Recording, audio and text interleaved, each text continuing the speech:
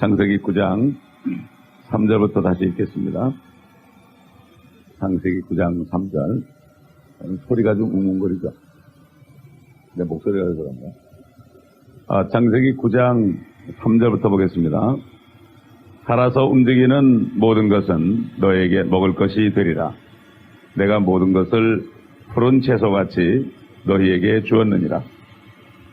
그러나 고기를 생명과 더불어 핏째 먹지 말지니라. 내가 반드시 너희 생명의 피를 찾으리니 모든 짐승의 손과 사람의 손에서도 내가 그것을 찾을 것이며 모든 사람의 형제의 손에서도 내가 그 사람의 생명을 찾으리라. 사람의 피를 흘리는 사람은 사람에 의해서 자기의 피도 흘려지게 되리니 이는 주께서 하나님의 형상대로 사람을 지으셨습니다.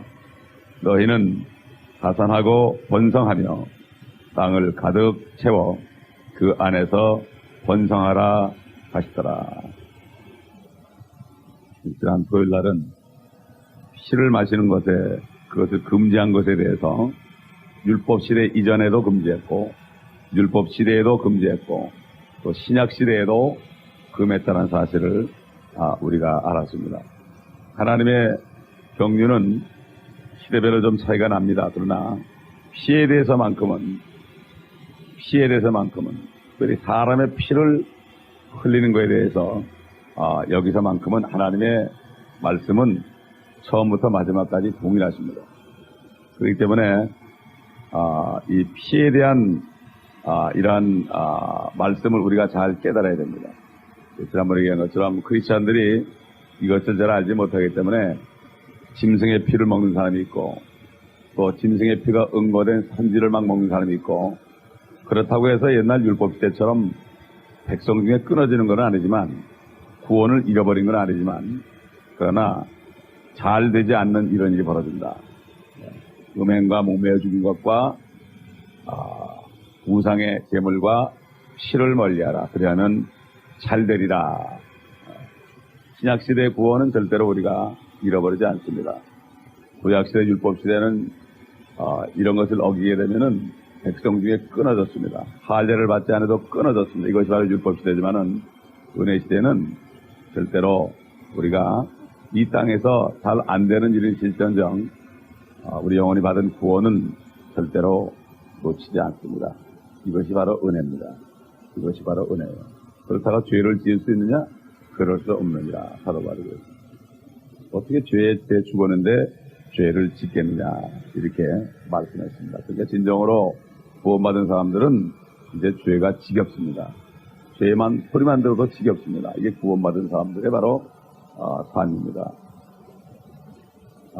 그래서 지금 5절을 보게 되면은 모든 사람의 형제의 손에서도 내가 그 사람의 생명을 찾으니, 지난번 시간에는 우리가 피를 먹는 것에 대한 말씀을 공부했고 오늘은 사형제대에 관한 하나님의 말씀에 관해서 우리가 상고하겠습니다. 지금 사람을 죽이는 형벌을 하는 것이 좋으냐 나쁘냐 데모도 하고 어떤 주에서는 미국만 해도 사형이 허락되는데 어떤 주는 사형이 허락이 안 되고 이런 것을 우리가 볼 수가 있는데 사람이 아무리 떠들어도 하나님의 말씀에는 분명히 나와 있습니다. 이 사형제도 역시 율법시대 이전이나 또 율법시대나 지금 신약시대에도 결국 사형제도가 있다는 것을 성경은 분명히 말씀하고 있습니다. 지금 이 본문 말씀 9장 5절 말씀은 율법시대 이전입니다. 율법시대 이전. 그러니까 누구든지 사람을 죽여서 피를 흘리면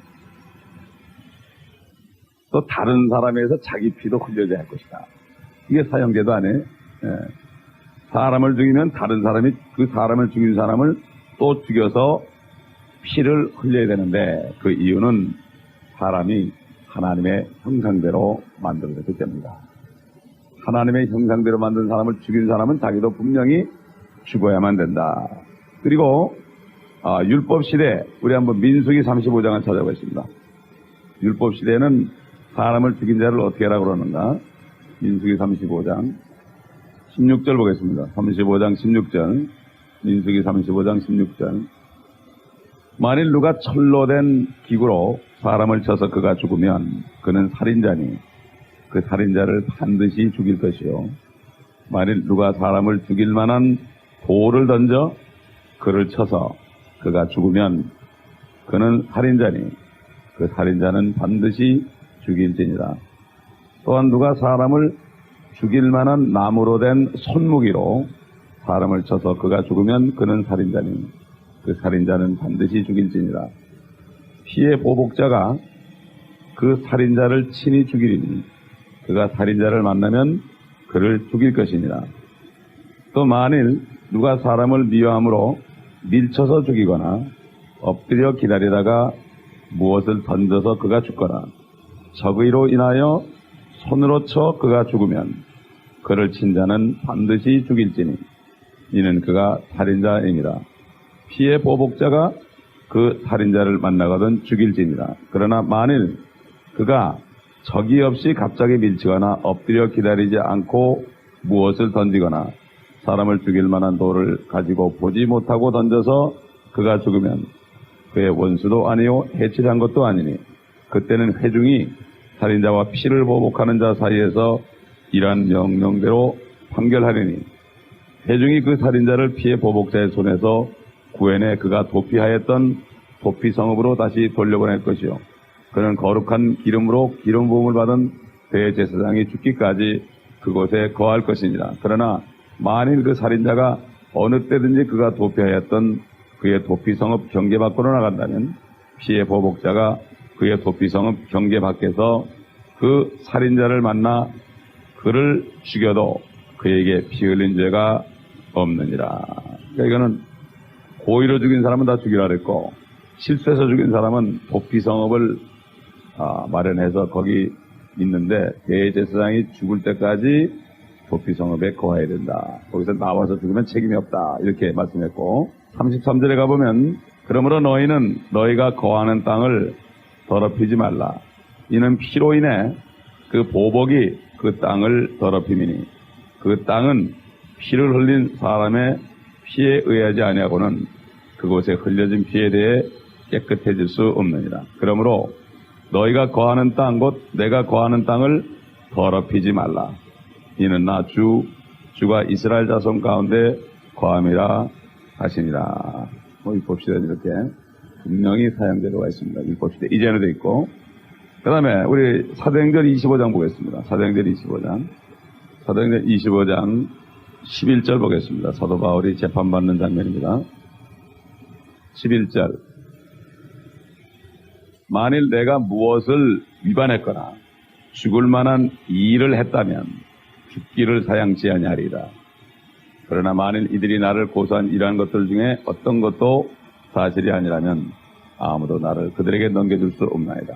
내가 가이사에게 상소하나이다 라고 하니 사도 바울이 분명히 죽을 만한 일을 했다는 죽기를 사양치 않겠다. 분명히 성령께서 사도 바울을 통해서 죽을 만한 일을 한 사람은 결국 사형에 처해야 된다는 사실을 여기에 말씀하고 있고 사도행전 13장에도 그 정부 관리들이 칼을 차고 다닌다.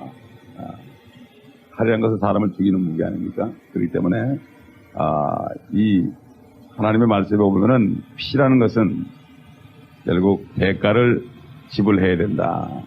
인간, 동물 모두가 인간을 죽인 데 대한 피, 사람이 짐승이 사람을 죽여도 그 짐승을 죽이게 돼 있죠. 율법에 보게 되면. 그렇기 때문에 사람의 피를 흘린 피의 대가는 반드시 지불해야 된다. 우리 한번 신명기 21장 보겠습니다. 무죄한 피를 흘린 사람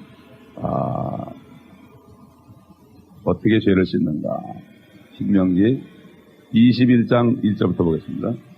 주 너의 하나님께서 차지하라고 내게 주시는 땅에서 살해되어 들에 엎드러져 있는 시체가 발견되었는데 그를 죽인 자를 모르면 그때는 네 장로들과 네 재판관들이 나와서 그들은 살해된 자의 주위에 있는 성읍들을 측정할 것이요. 살해된 자에게서 가까운 성읍 즉 그 성읍의 장로들은 아직 부리지도 않았고 멍에도 매지 아니한 암송아지 한 마리를 취하여 그 암송아지를 갈지도 심지도 아니한 항상 물이 흐르는 계곡으로 끌고 가 그 계곡에서 그 암송아지의 목을 쳐 벨 것입니다. 레위의 아들 제사장들도 가까이 올지니 이는 주 너의 하나님께서 그들로 그분을 섬기게 하고 또 주의 이름으로 복 주시려고 그들을 택하셨습니다. 그들의 말에 의하여 모든 논쟁과 다툼이 결말지어질 것이니라.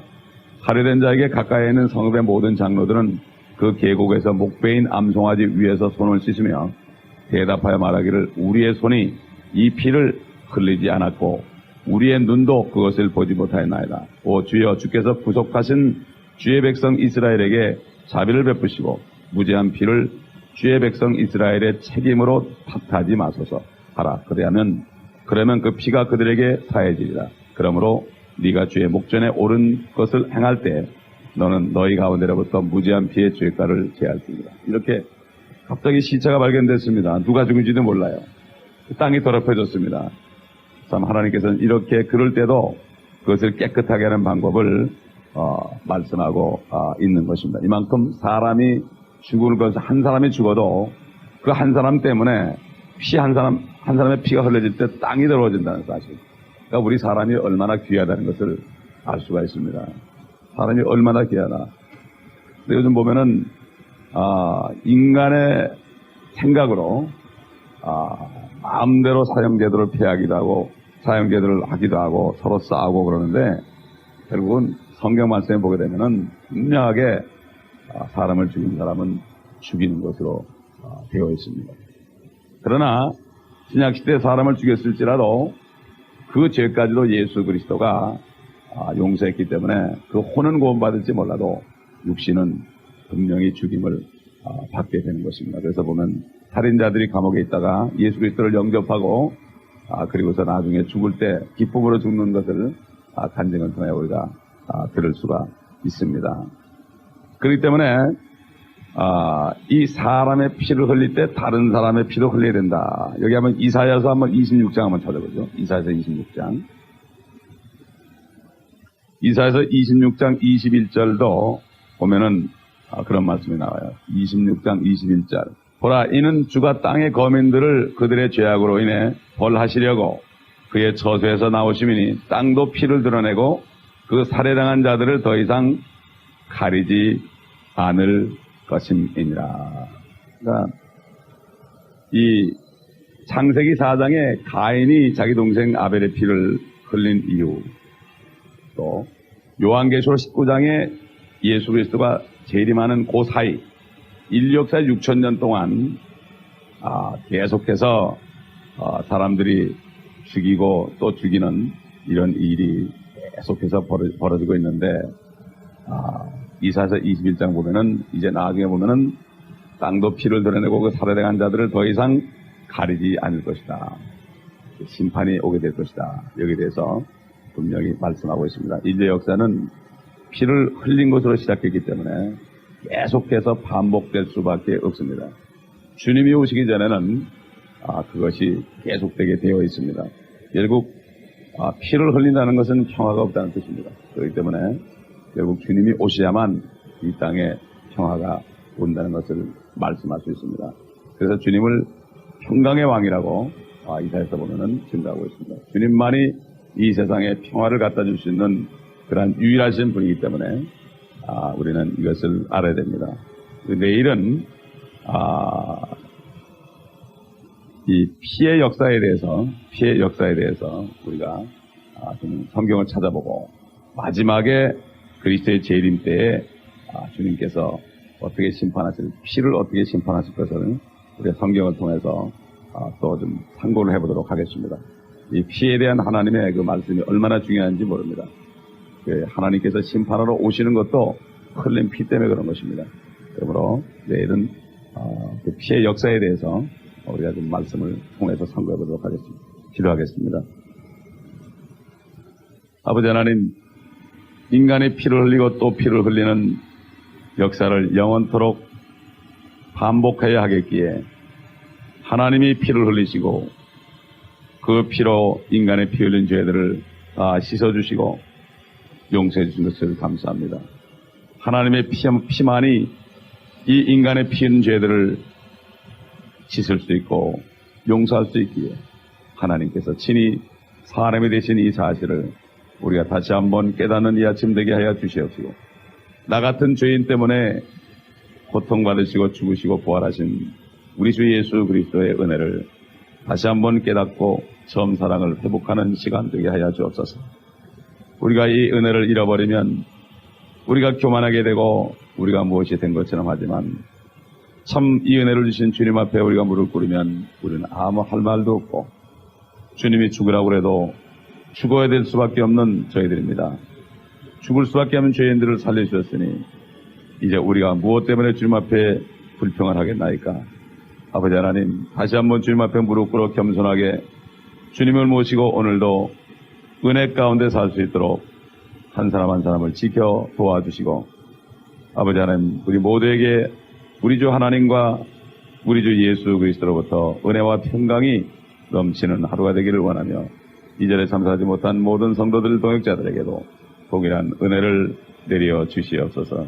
특별히 아버지 하나님, 화재로 고통받고 있는 수많은 사람들 그 심령을 위로하시고, 특별히 주님의 자녀들 위로하여 주시옵시고, 아버지 하나님 주의 자비와 손길을 아버지 피하시옵시사. 아버지 하나님, 고통으로부터 우리 모두를 구해주시고, 이 아버지 하나님 여기 일어나는 불을 바라보면서 앞으로 주님이 이 땅을 불로 사르기 위해서 간수하셨다는 이 말씀을 기억하며 또 주님 앞에 가까이 나가는 우리 모든 성도들 될 수 있도록 은혜를 내려 주시옵소서. 아버지, 세상 사람들도 자기 입으로 아마겟돈 같다는 말을 합니다. 아버지요, 세상 사람도 그렇게 말할지언데 그리스도인들이 이제 깨워서 기도하며 겸손히 주님을 섬기며 욕심내지 않고 세상을 살아가지 않고 주님만을 사랑하며 주님의 일을 위하여 헌신하는 많은 종들이 될 수 있도록 아버지 하나님의 자녀들을 깨워주시고 역사하여 주시옵소서. 예수